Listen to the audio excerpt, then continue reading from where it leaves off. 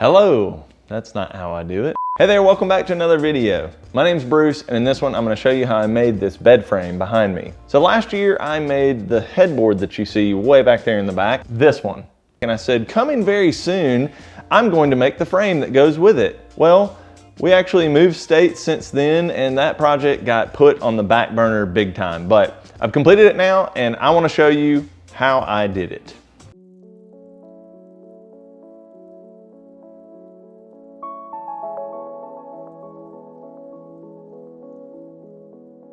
If you haven't gone and watched that headboard video, definitely check that out. But I'm gonna get back going on this frame so that we can finish up this bed. I've got this all laid out so I can kind of see where I was when I was doing this project. And I had originally done this 1 foot to be in the middle, and it's gonna have a piece of wood that goes across here and attaches to the top and the bottom rail. And then I will have slats that go in between there and in between the sides. I originally thought this was going to be enough to distribute the weight, but I'm thinking I need to kind of move it down, make another one so that there are 2 points of contact with the ground just to distribute that much weight across this length. So I think I need to make another one of these.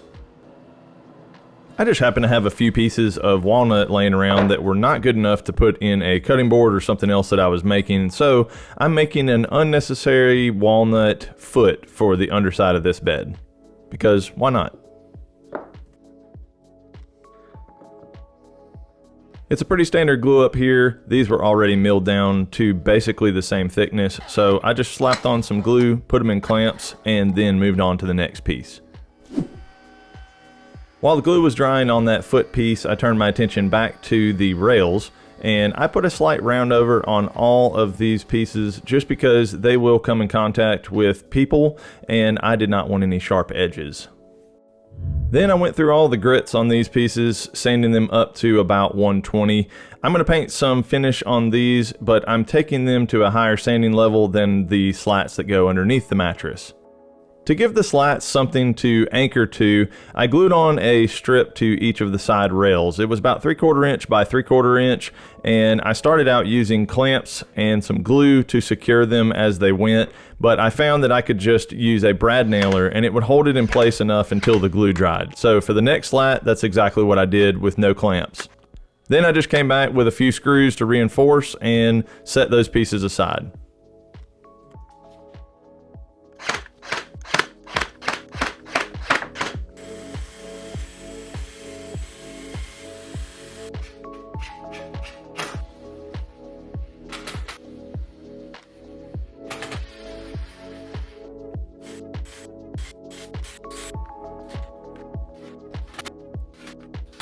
By now, the glue was dry on the walnut piece, so I fired up the planer and just cleaned up some of the edges using that. Then I just took it over to my table saw and cut it to size.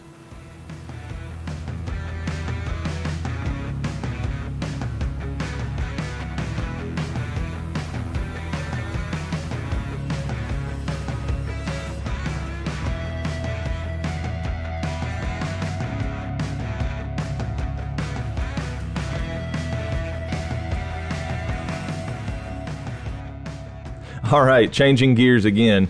I moved back to working on the slats that will go underneath the mattress. Ideally, I would have slats that went all the way across from one side to the other, but the boards that I was using, I did not have enough of them at that length. So I decided to make slats that went from one side to the middle and then from the middle to the other side. That allowed me to use more of my material, and it just worked out. Oh, and I added a round over to all these. Oh man, that was a serious amount of routing, but got all this done. Got it all cleaned up, and now it's time to do some sanding before we move on to the next step. I want to spice up these legs just a little bit. They're a little blocky, and I still want to keep that modern look because I think these leg brackets that I'm using are very modern, kind of industrial looking. But I want to put a slight taper on these, so let me show you what I mean. If you can picture, these are the 4 legs here. I want to put a taper on each of the sides that faces another leg. So the outside 2 sides will remain the same, but then a slight taper will be on this facing that one and on this facing that one, and so on and so forth all the way around. I was originally going to do it on the table saw, but these are about 3.5 inches thick, and the table saw blade will not come up enough to use some kind of tapering jig to do that. It'll only cut it about 2/3 of the way through. So I'm probably just gonna do some layout on these, mark them, cut them at the bandsaw, and then I'll just clean up the bandsaw cuts.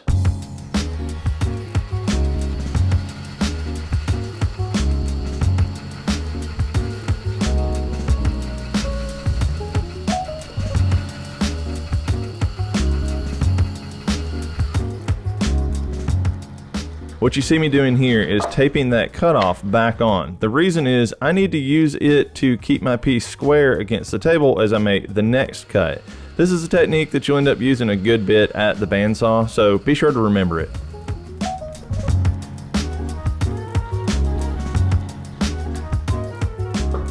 Remove the tape, and there you have it, a taper on two sides.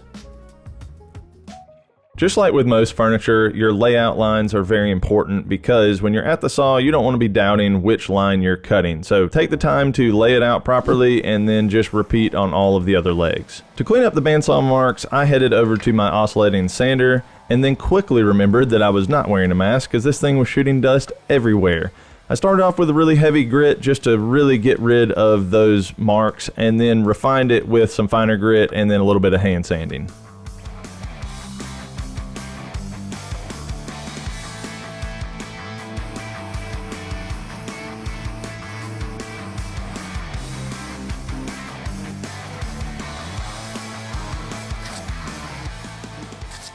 My wife wanted to help out, so she got going painting one quick coat of finish on the slats.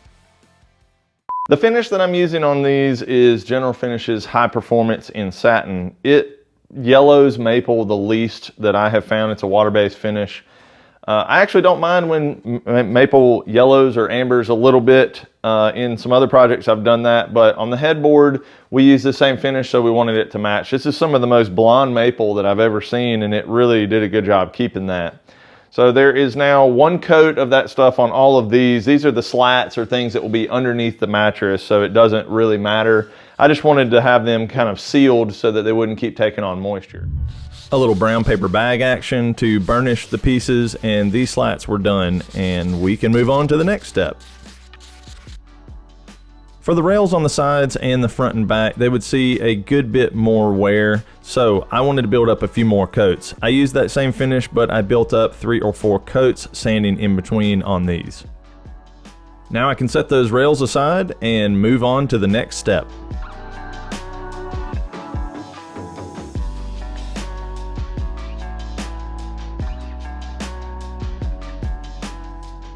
It's time to finally get this frame in place. First, we had to break down the current bed as it was. It was just sitting on one of those cheap Hollywood metal frames, and we disassembled that and got that bad boy out of there. Like that right there. This one goes up here. I'll do it like that right there. Just disregard my mumblings unless you are a fan of Craftsman, Steady Crafting, of course, which I am. So if you want to check out a really interesting creator, I'll link his channel below.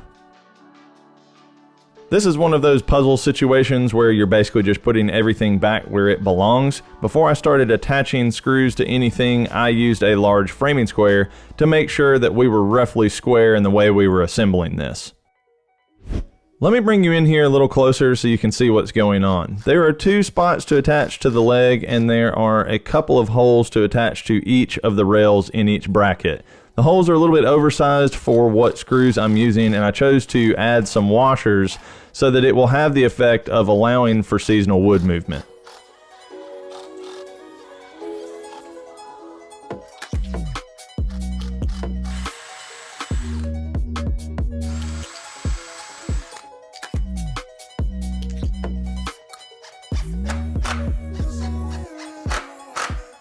Then I just did that same thing repeated in all 4 corners to attach these brackets, checking occasionally to make sure that we were still square. We have hard floors in this room, and we wanted this bed to sit on some felt pads, so I went out and cut some felt pads so that we could attach them.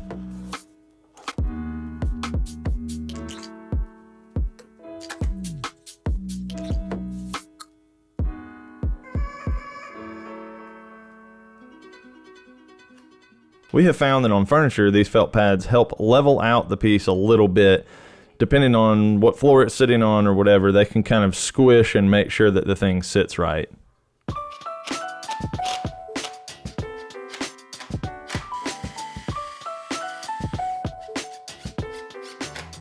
I used a couple of pocket holes to secure this center rail to the front and back rails, and then I just put a couple of screws down into each of the support legs.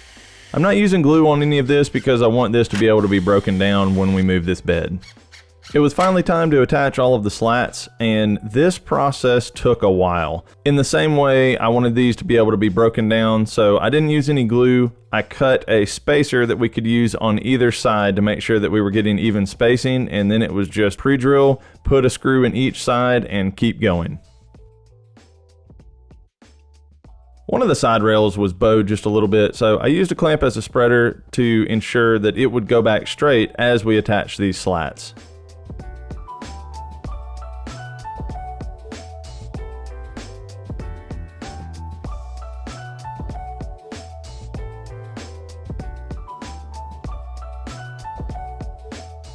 The last thing to do was to secure the frame to the actual headboard, and the best way I could think to do this was just having a horizontal piece in between the two legs of the headboard that went across and attached at multiple places to the frame. And there it is with all the slats in it and connected to the headboard that I made last year. It's time to put this thing back together and see some of the finished shots.